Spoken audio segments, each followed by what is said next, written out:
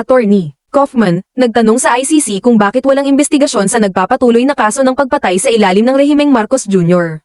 Diretsahang itinaas ni Attorney Nicholas Kaufman sa pagdinig ng International Criminal Court ang tanong kung bakit walang investigasyon sa umano'y nagpatuloy na kaso ng pagpat**y sa ilalim ng administrasyon ni Marcos Jr.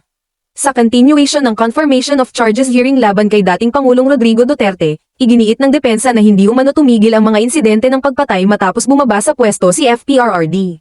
There is no reason to believe that Duterte's disappearance from the political scene would have frustrated the ongoing incidents of murder at the hands of state agents or vigilantes.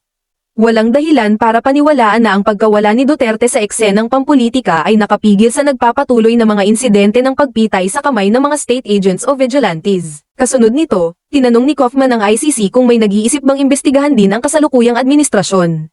Clearly, I'm forced to ask myself whether anyone on the other side of this room has thought of investigating the Marcos regime and the related phenomenon and holding someone accountable. Malinaw na napipilitan akong itanong sa sarili ko kung may sino man sa kabilang panig ng silid na ito ang nag-isip na imbestigahan ang rehimen ni Marcos at ang kaugnay na pangyayari at papanagutin ang sino mang dapat managot. Batayan ng depensa, Dahas Project ng UP.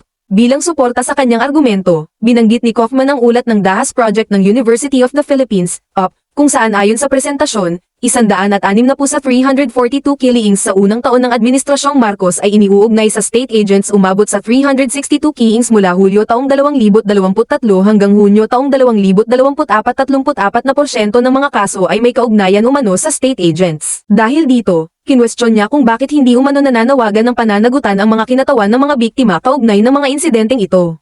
Or is it of no consequence now that Mr. Duterte is sitting in the ICC detention center? O wala na ba itong saysay ngayon dahil si Ginoong Duterte ay nakaupo na sa ICC detention center?